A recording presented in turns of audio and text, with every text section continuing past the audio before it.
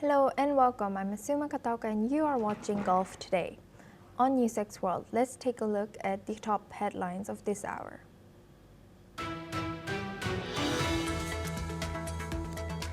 Former French President Nicolas Sarkozy begins a 5-year prison term today at La Santé prison in Paris for conspiring to raise campaign funds from late Libyan leader Muammar Gaddafi, making him the first French leader jailed since World War II.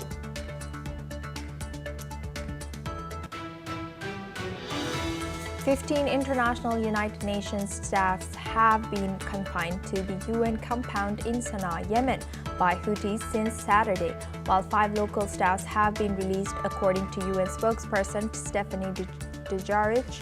UN Secretary General Antonio Guterres has discussed the detentions with the foreign ministers of Saudi Arabia, Iran, and Oman, as 53 other UN staff remain detained by the Houthis, some since 2021. US President Donald Trump and Australian Prime Minister Anthony Albanese have signed a $8.5 billion rare earth minerals deal and confirmed plans for nuclear-powered submarines under the AUKUS Pact. Both countries will invest over $3 billion in critical minerals projects. Sanae Takaichi has become Japan's first female prime minister, leading the LDP amid political scandals and coalition challenges. She leads a minority government backed by the Nippon Ishin Party and faces the challenge of unifying her party while stabilizing the economy. Meanwhile, U.S. Vice President J.D. Vance and his wife Usha have traveled to Israel as envoys. Steve Witkoff and Jared Kushner met with Prime Minister Benjamin Netanyahu amid Israeli accusations that Hamas is stalling on hostage returns and as reports of Israeli attack continues in Gaza. US President Donald Trump has warned China it could face tariffs as high as 155% unless President Xi Jinping agrees to a fair trade deal with Washington from its perspective. Trump has further stated that China had shown respect but declared his administration would no longer tolerate unfair trade practices. US President Donald Trump has warned Hamas that it will be eradicated if it violates the Gaza Ceasefire agreement, while saying he would give the group a chance to honor the truce.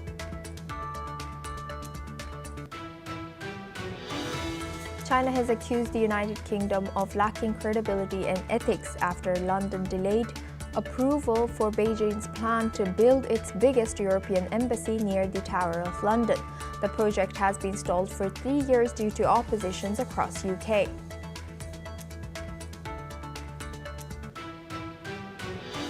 A key preparatory meeting between U.S. Secretary of State Marco Rubio and Russian Foreign Minister Sergei Lavrov has been put on hold, but reacting to the news, Russian Foreign Ministry has claimed that the meeting was not even fixed.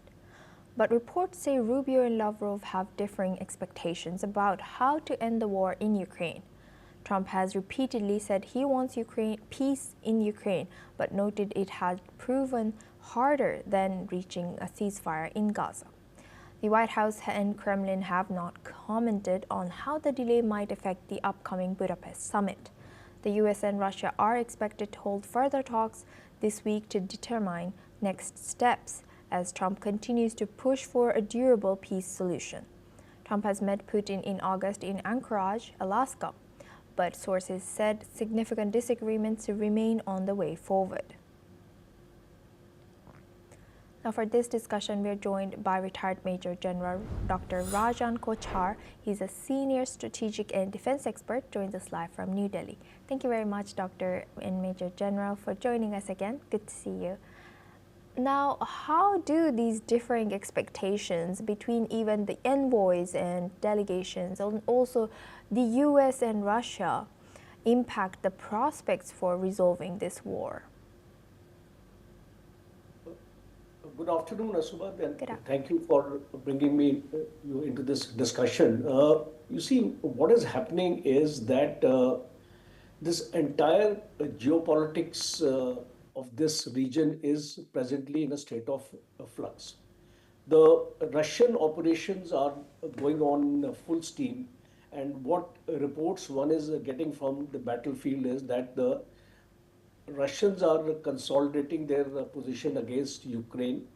Ukraine is not able to sustain this offensive, especially after the US has also denied the Tomahawk missiles to Ukraine, because this is an important facet of the warfare. A Tomahawk is a very potent weapon, having a range of almost 1600 kilometers with a payload of almost 1000 kg. So it's going to affect the war effort of Ukraine.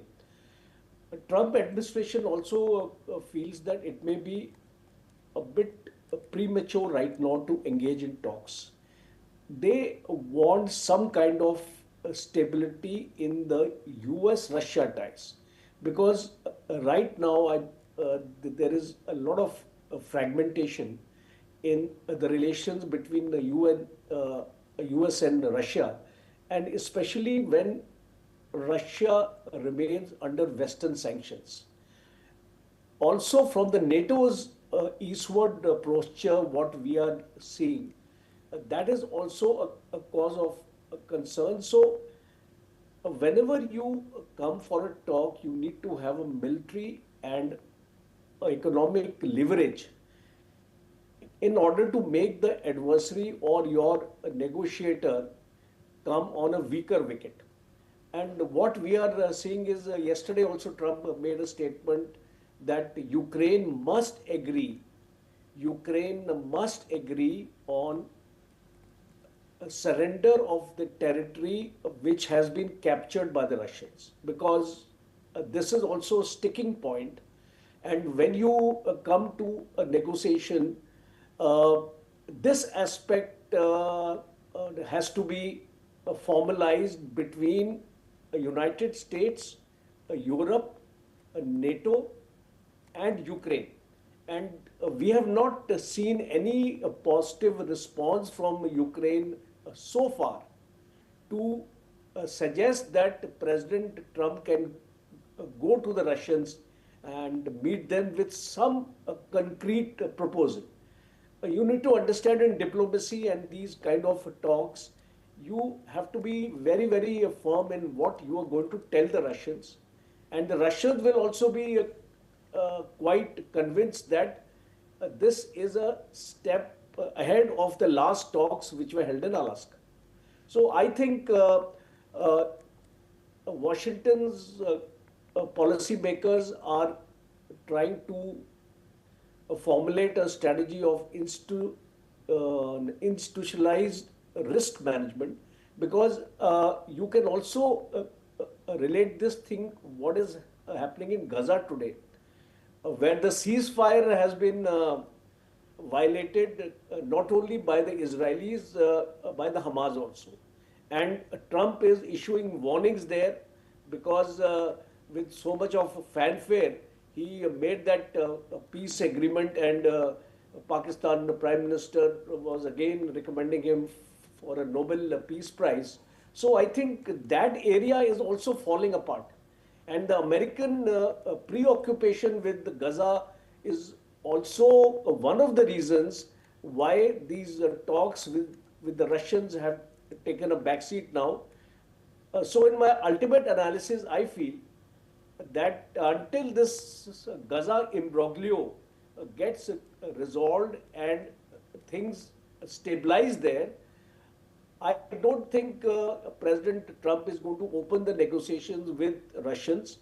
And the second point is that he has to be very clear that what he is telling Ukraine has to be accepted by Zelensky. Yes, indeed. Thank you very much, Dr. Major General Rajan Kochar, for sharing that insight. And also, what do you think about the location that has been suggested? You know, even though even in Europe, some are welcoming some are supporting this summit. That could be in Budapest, but some are absolutely appalled of this idea. So, what do you think about the location?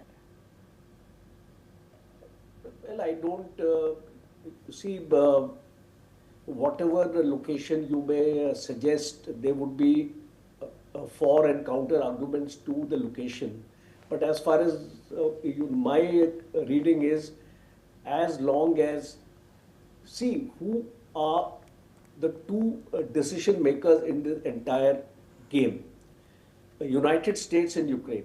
The rest of the countries actually really don't call the shots. So ultimately, it is going to rest on Ukraine, Russia, and the United States. These are the three stakeholders, and if they don't have any problem in the location, because so far I haven't heard any comments or a statement coming from Ukraine or Russia to suggest anything wrong with that location. So I think it's one of the European countries where they are meeting. I don't think that should be a concern for either of them. Right. Thank you very much for sharing that insight. Please stay with us as we come back to you for our next discussion as well.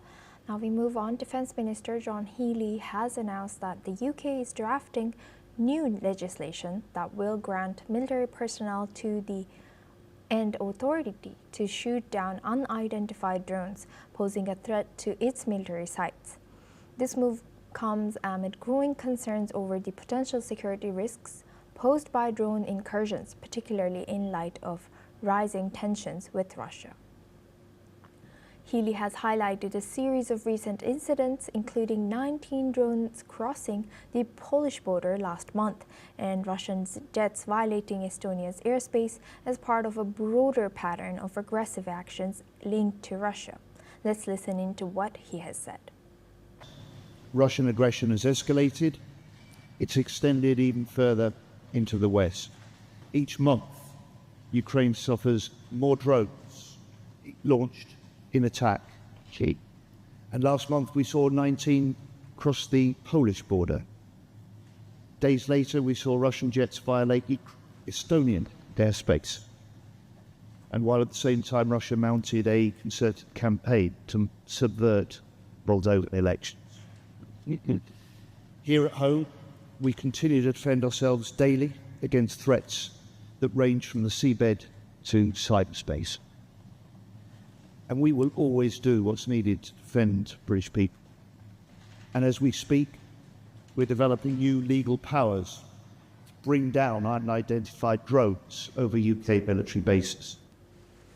In addition to drone defense, Healey has noted that the UK government is considering deploying ground troops to Ukraine if necessary, though he has emphasized the significant financial cost, estimating the potential expense could exceed £100 billion. Drone activity has surged across Europe in recent months, causing disruptions to air traffic and raising security concerns. While Russia has denied any involvement in these incidents, the growing frequency of such incursions has heightened fears of a broader aerial threat. Now for this discussion, we go back to retired Major General Dr. Rajan Kochhar.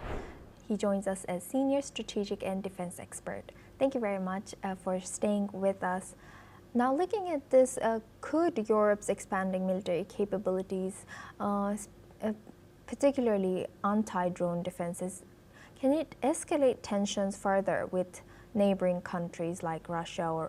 And also, what are the potential risks and benefits of this granting military personnel to shoot down the drones? You see, it's extremely important as we are seeing this kind of a security environment which is deteriorating because the war in Ukraine is not stopping. And as you rightly mentioned, Estonia and other places, Poland, Romania, we have seen this frequent incursions by the this drones or the Russian drones and aircrafts. So I think every country deserves a right, including the United Kingdom, to harden its domestic security posture. And it's and recently also in UK, certain areas where their RAF bases are there, there have been drone sightings observed. So I think the country has decided to beef up its security arrangements, and especially when a line is blurred between the civilian and the military defense. Because when the military bases, as you are aware, that it is we see this hybrid warfare taking place in a great way, and the non-state actors can also resort to such measures. So it's a question of your security of your skies. And I think this is a very, very measured and a guarded engagement policy, which the UK wants to bring in. As a matter of fact, we have seen similar kind of actions being taken by the frontline European countries, which are in close proximity to the Russians. And therefore, I think this delay in the strategic dialogue between Putin as well as Trump is giving an indication or a presumption to these countries that this conflict is not going to be resolved so soon, and there are bound to be threats to their own security establishments, as also since UK is a close ally of the United States, and there is a talk of deployment of NATO forces in Ukraine in times to come in case this conflict is not going to end. So I think these are defense security measures, because the future threats, as can be seen, are related to cyber, electronic and unmanned threats. So I think this is a conscious and a strategic decision by UK to be operationally vigilant at all times. Thank you very much, Major General Dr. Rajan Kochhar, for sharing that insight. Now we move on. A U.S. appeals court has ruled on Monday that President Trump can deploy National Guard troops to Portland, Oregon, despite opposition from the state's governor and attorney general. The Ninth Circuit Court of Appeals have concluded that the president lawfully federalized Oregon's National Guard, allowing for 200 troops to be sent to protect federal buildings amid ongoing protests. Governor Tina Kotek and Oregon's Attorney General has called the decision a dangerous erosion of constitutional rights, with the Attorney General labeling it as an abuse of power. The deployment comes as protests primarily against U.S. immigration and customs enforcement have led to incidents of scattered violence in Portland. Critics argue that the federal response is an overreaction and part of a broader pattern of federal troop deployments to other places. This decision is raising concerns about the militarization of U.S. cities.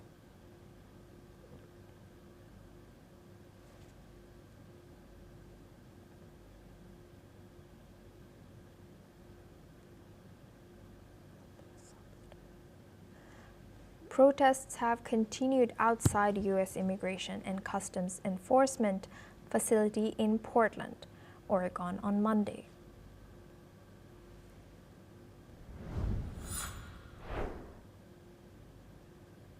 Protests have continued outside a U.S. Immigration and Customs Enforcement ICE facility in Portland, Oregon on Monday, as demonstrators appeared ready for a possible National Guard deployment. This comes after a U.S. appeals court ruled in favor of allowing President Trump's decision to send troops to the city. Protesters expressed frustration and concerns over the situation, while some hoped for local Oregon-based National Guard troops rather than outside forces. Let's listen into what they have said.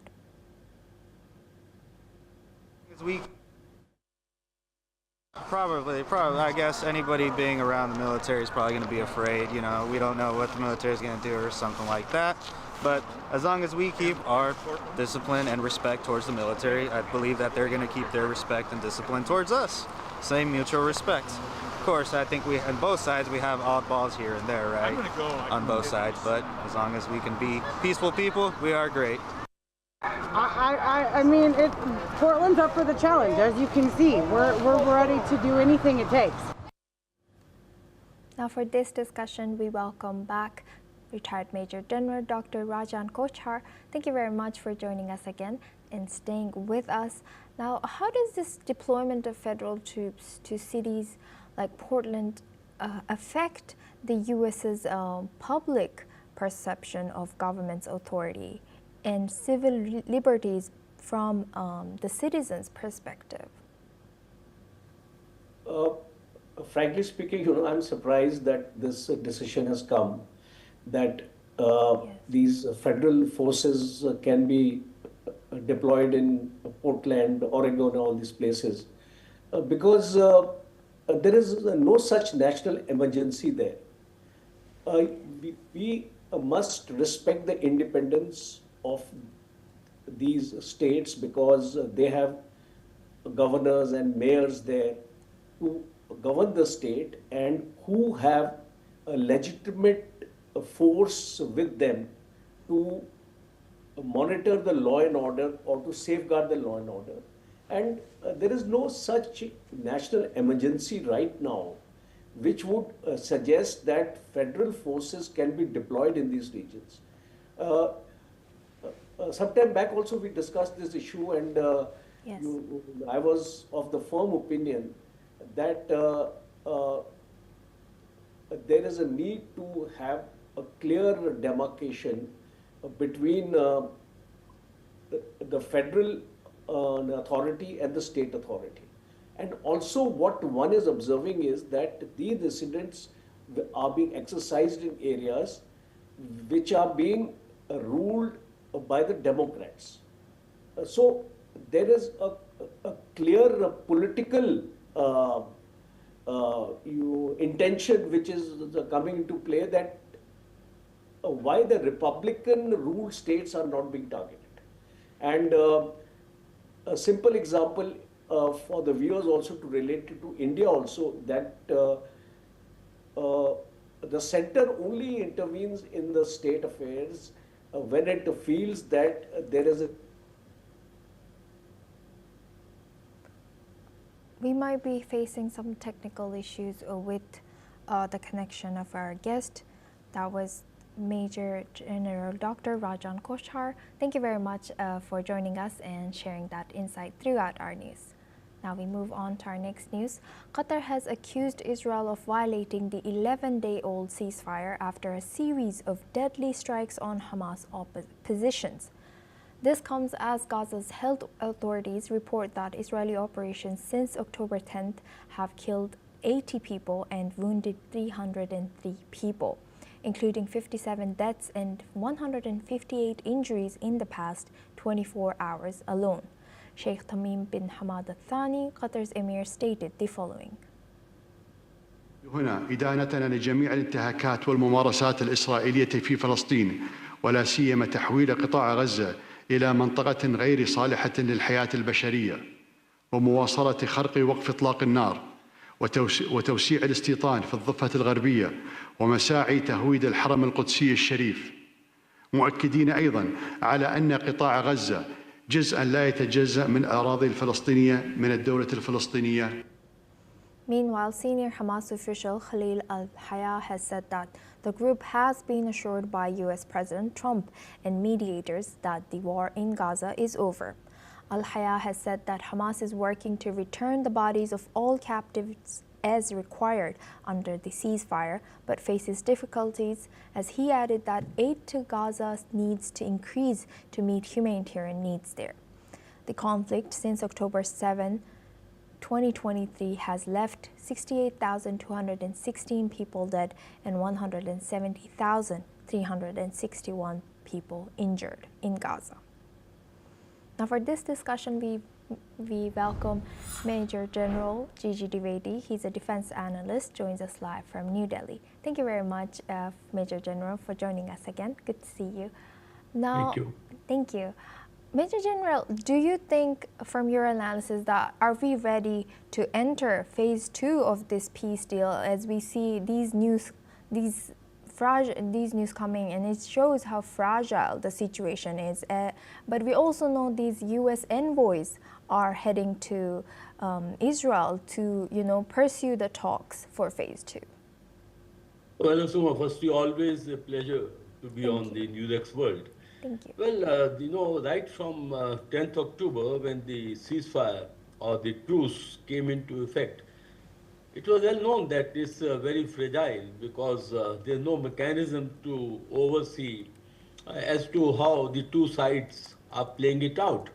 And in such situations, the violation of truce or ceasefire is quite probable. And that's exactly what has happened, because there are always allegations and counter-allegations. As far as Israelis are concerned, they feel that the Hamas has violated the ceasefire, and Hamas says that the Israelis have crossed the yellow line, and therefore this state has actually flared up. And rightly so, there have been heavy casualties, in fact 80 odd since 10th of October. The point at issue is that this ceasefire is actually to be implemented in 3 phases. Phase 1 was the exchange of hostages and prisoners. To that extent, that have been achieved, but for, I think, 16 deceased bodies which are still to be handed over by Hamas to Israelis. And the second is the yellow line, which have been laid out. And thirdly is the flow of aid, which is again being interfered by Israel. But the point at issue is war just cannot be over just because President Trump is saying, because there are very contentious issues when you step into phase 2. And that is status of Hamas. Is Hamas going to be disarmed? Not really, because they are trying to gain control back in Gaza enclave, and they are already eliminated the rival groups. So therefore, I don't think Hamas is in any way going to lay down or going to be disarmed. Point number 1.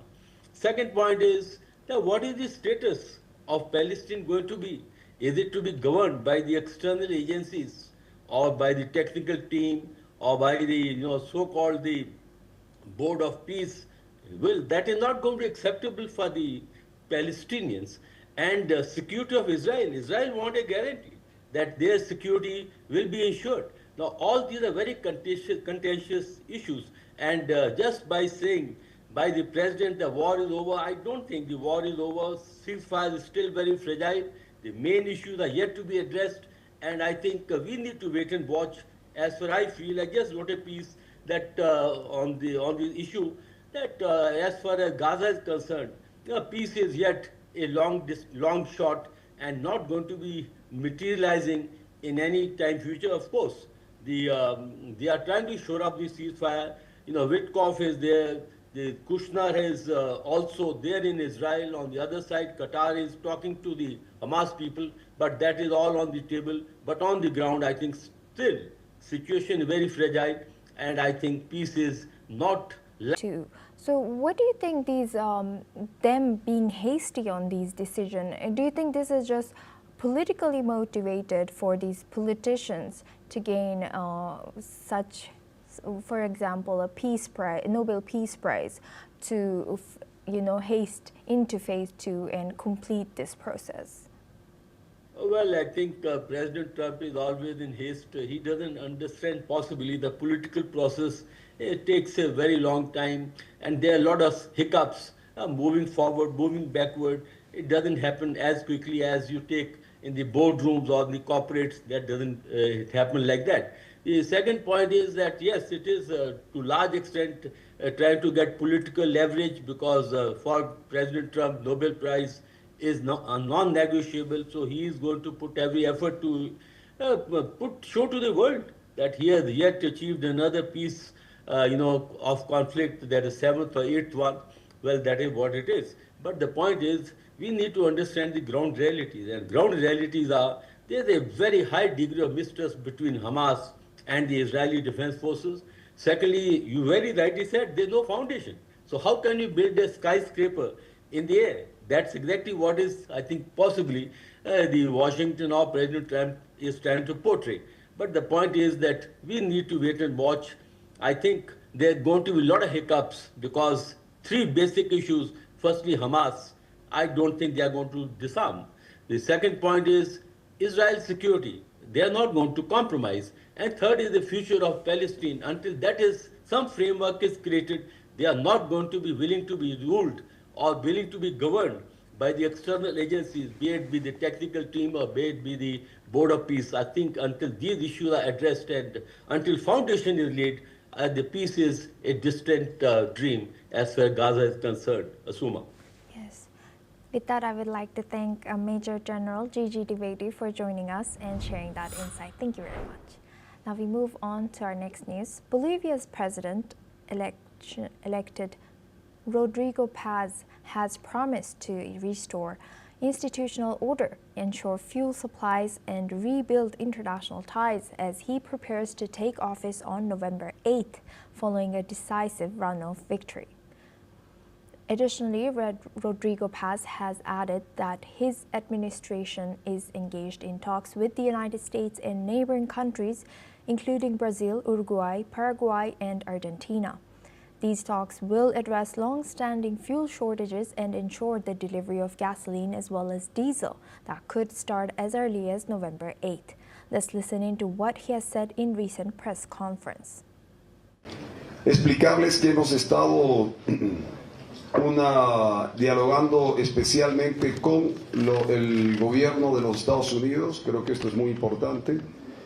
Hemos hablado con el secretario adjunto del gobierno americano, Landau, por lo que en su momento indicamos públicamente las gestiones para que junto a países amigos como Brasil, Uruguay, Paraguay, Argentina, puedan colaborarnos a partir del 8-9 de noviembre en función de la necesidad del país de resolver las largas filas que tenemos con el problema de los hidrocarburos.